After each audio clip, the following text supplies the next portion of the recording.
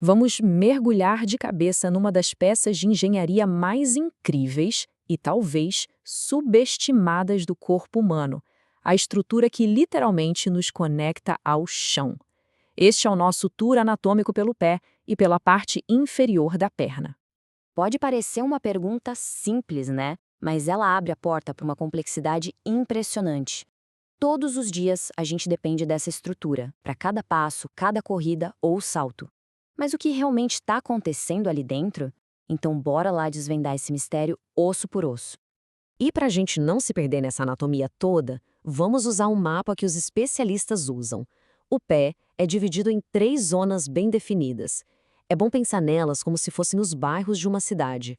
O antepé, onde a ação começa, o mediopé, que é o centro arquitetônico, e o retropé, a fundação de tudo. E, claro, a nossa primeira parada nesse tour é o antepé. Essa é a linha de frente, a parte que nos impulsiona para frente e que faz todos aqueles ajustes fininhos para manter o nosso equilíbrio em terrenos irregulares. E olha só que começo, 14. Esse é o número de ossos só nos dedos de um único pé. É osso pra caramba numa área tão pequena.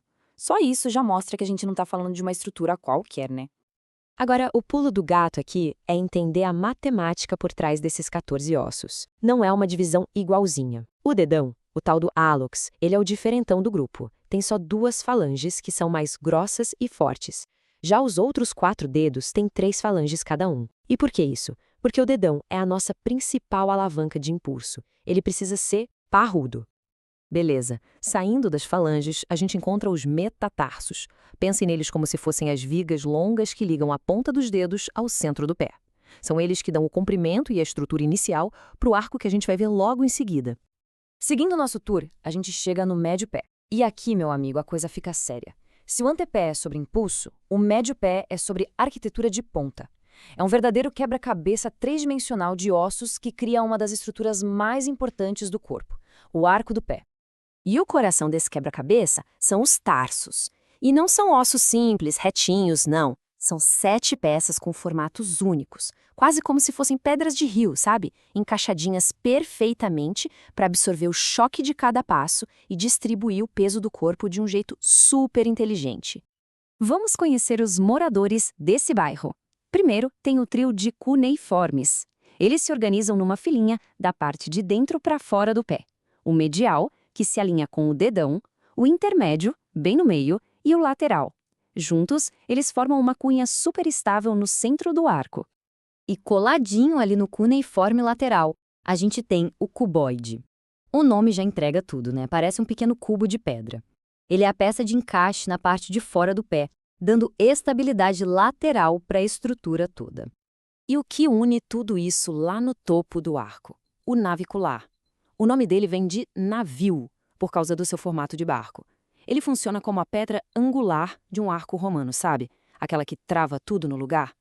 Ele é absolutamente essencial para a curvatura e para a flexibilidade do pé. E para fechar nosso passeio pelo pé, chegamos na base, na fundação de tudo, o retropé. Aqui a gente não tem um quebra-cabeça de ossinhos. Temos os 2 pesos pesados da turma, os gigantes que formam o nosso calcânio e a conexão com a perna. Então, apresento a vocês o talos. Este aqui é talvez o osso mais importante e menos conhecido do pé. Ele é a única conexão entre a perna e o pé. Todo o peso do corpo passa por ele antes de ser distribuído. E o mais incrível, ele não tem músculos inseridos diretamente. É como se fosse um rolamento, perfeitamente posicionado para distribuir a carga. E bem embaixo do talos, sustentando tudo, está o calcânio. O famoso osso do calcanhar é a primeira parte do pé a tocar o chão quando a gente anda, recebendo todo o impacto. É a nossa fundação de concreto, projetada para aguentar o tranco dia após dia. Beleza? Então o pé já está todo mapeado. Mas como é que o peso do corpo chega até ele? Subindo um pouco no nosso tour, a gente chega na parte de baixo da perna, onde encontramos 2 pilares que sustentam tudo, a tíbia e a fíbula. Olha que curioso, apesar de estarem ali lado a lado, a tíbia e a fíbula têm trabalhos bem diferentes. A tíbia, vamos dizer assim, a estrela principal. É o osso da canela, grosso, forte, responsável por aguentar quase todo o peso do corpo.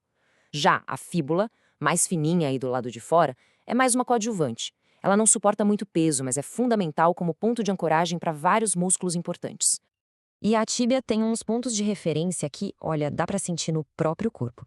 Sabe aquela bolinha de osso na parte de dentro do tornozelo? Então, esse é o maléolo medial da tíbia. E lá em cima, as superfícies largas dela, os côndilos, formam a metade de baixo da dobradiça do joelho. A fíbula também deixa a marca dela. Aquela outra bolinha óssea, só que na parte de fora do tornozelo, é o maléolo lateral. E a genialidade está aqui.